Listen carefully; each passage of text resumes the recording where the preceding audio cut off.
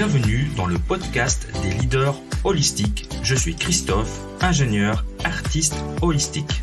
Ce podcast est pour toi si tu es attiré par l'épanouissement personnel, professionnel et spirituel. Ma mission est de t'accompagner, toi le manager, l'ingénieur, le leader rationnel cartésien, à connecter, aligner ton mental rationnel avec tes émotions, ta créativité, ton intuition et ta spiritualité en m'appuyant sur la recherche scientifique. Allez, on y va, c'est parti!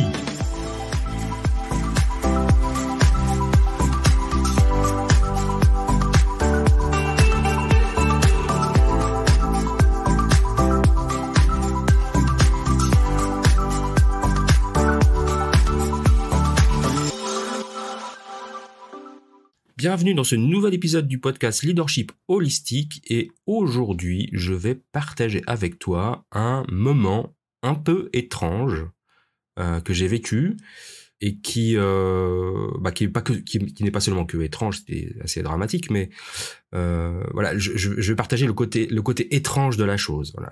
En fait, je voudrais évoquer avec toi une journée, c'était en janvier, le 19 ou le 20 janvier 2019, si je ne m'abuse.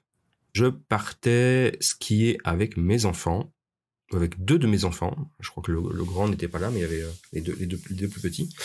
On allait skier juste à côté de chez nous, là, dans la station du Mont-Jura, donc une station très familiale, avec des petites pistes pas très compliquées. Et c'est le fameux jour où j'ai eu mon accident de ski, puisque je suis tombé et je me suis rompu le ligament croisé du genou gauche. Et le moment étrange, en fait, finalement, c'est que... Alors déjà, c'est un accident, on ne s'attend pas à ce genre d'accident. J'avais passé le week-end d'avant avec mes amis à Zermatt, on avait skié pendant 2 jours, ou 3 jours même, et j'avais pas eu de problème particulier, si ce n'est que beaucoup de difficultés respiratoires. Enfin, j'étais pas en forme. J'étais clairement pas en forme, mais pas de chute, pas d'accident, rien de spécial. Et là, j'ai chuté juste en m'arrêtant, donc un truc complètement stupide. Et en fait, mes skis se sont bloqués, je n'ai pas déchaussé, mon genou s'est bloqué, mais je n'ai rien senti, à part que j'ai juste senti que ça s'était bloqué fort. Et le moment étrange, c'est, en fait, je n'arrivais pas à déchausser mes skis, du coup, parce qu'ils étaient coincés. Voilà, j'ai un petit problème de réglage. Donc, je demande à mon fils de m'aider à déchausser pour me relever, parce que j'arrivais pas à me relever. Et je me relève, et c'est là, pour moi, le moment le plus étrange, c'est que je ne sentais rien, je n'avais pas mal. Je me relève, et mon genou gauche se tient pas. C'est-à-dire que je tombe comme une merde, on peut pas dire autrement.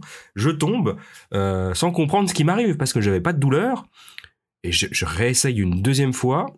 Alors je prends carrément mes skis, je les mets sur mes épaules et puis je décide de descendre. Sauf que dès que je m'appuie sur mon genou, le genou se dérobe et je tombe. Donc là je me dis aïe, il y a un problème. Je sais pas ce qui se passe, mais je peux pas marcher en fait.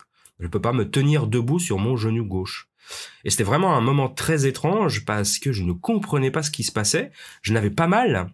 Il faisait froid, donc je pense que d'ailleurs la douleur, j'ai jamais vraiment eu très très mal, sauf après l'opération d'ailleurs.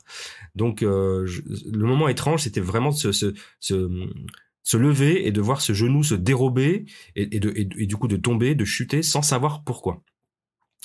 Et donc, mon fils qui était grand, mais pas tant que ça, hein, il avait 17 ans, je pense. On a appelé les secours et j'ai descendu. On m'a ramené en barquette là. Hein.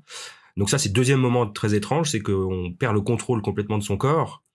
On peut plus rien faire. On se retrouve dans une barquette à descendre. Alors pas très vite, mais comme on est au ras du sol, on est coincé dans une espèce de sarcophage. C'est quand même assez étrange. Et puis on se laisse embarquer dans une ambulance. Voilà, on perd totalement le contrôle de notre corps et du moment. Et il faut pas paniquer parce que voilà, heureusement pour moi, je n'ai aucune douleur, je ne souffrais pas.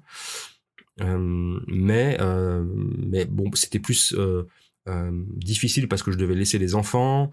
En plus, on m'a emmené du mauvais côté, du mauvais versant. On m'a pas emmené du tout du côté où j'avais garé ma voiture. Donc, de toute façon, je pouvais pas conduire, mais du coup, moi, je me suis retrouvé côté Jura, alors que j'étais garé en bas, hein, à Crozet, pour ceux qui connaissent. Et puis du coup, mes enfants, ils étaient là tout seuls, sans supervision, donc c'était un peu bof, quoi. Donc, bien heureusement, j'ai appelé leur maman qui habite à côté, qui est venue les chercher, qui s'est occupée de ma voiture, etc., et même de mes skis, parce que je ne pouvais plus transporter mes skis. Puis moi, je me suis retrouvé en ambulance chez un médecin au Rousse, et le premier diagnostic était que j'avais une... Alors, les ligaments étaient... Alors, elle m'a dit, vous avez un problème au ligament. Bon, évidemment, on pouvait pas faire de radio, mais c'est juste les quelques mouvements. Et je devais mettre une genouillère et puis aller passer un IRM, une radio et consulter un médecin, un chirurgien spécialisé, quoi. Et elle m'a dit que les ligaments étaient probablement rompus, ou en tout cas très distendus, ce qui fait que je pouvais plus, et que ça se répare pas tout seul, en fait. C'était ça le truc. C'est que les ligaments croisés, autant, moi j'avais le ligament croisé plus le ligament antérieur. Ce ligament antérieur, lui, se répare tout seul. Le ligament croisé ne se répare pas tout seul. Voilà, bref, ça je vous passe les détails médicaux, mais le truc, c'était vraiment ce moment dans la vie où on perd le contrôle suite à un accident, où on ne maîtrise plus son corps, on maîtrise plus la suite des actions, finalement. On doit se laisser prendre en charge et heureusement qu'il y a des gens pour ça, hein, par les secouristes, par les ambulanciers, les médecins, etc., par le corps médical. Heureusement qu'il y a ces gens-là, mais c'est vraiment un sentiment très étrange, surtout que moi qui suis quelqu'un qui suis très dans le contrôle, de cette perte de contrôle soudain, sans aucune capacité de prévoir. Il y avait rien de prévisible. Enfin, après coup, si il y avait des signes. Mon état de forme était pas bon. J'avais pris du poids, donc je pense que mes skis les réglages étaient plus adaptés à ma corpulence. Donc il y a plein de raisons pour qu'il y ait eu cet accident, en fait, hein. Il y a eu plein de raisons, plus une fatigue en lien avec le travail, une vraie fatigue cérébrale qui fait que il y avait des signes précurseurs à l'accident, mais ça c'est évidemment bien après coup que j'ai pu m'en rendre compte. Et hélas. Donc voilà. Donc ces moments étranges dans la vie arrivent. Il faut un peu laisser passer. Il faut les vivre, évidemment. Il faut se laisser aider par les gens qui ont les compétences de nous aider. Et puis, ce qui est intéressant après, c'est d'essayer de comprendre pourquoi on a vécu ça et comment le prévenir pour pas réitérer l'exercice. Bon, j'avoue que depuis, j'ai pas beaucoup pratiqué de ski, hein. L'opération a été longue et douloureuse pour moi. J'ai pas très bien récupéré de l'opération. Maintenant, ça va très bien. Mon genou va très bien, mais maintenant, j'ai cette appréhension de la chute de ski et de me blesser à nouveau, en fait, hein, pour être très honnête. Donc, j'y vais avec beaucoup de prudence. Voilà. Voilà, je vous remercie d'avoir passé ces quelques minutes avec moi et je vous retrouve dans un prochain épisode.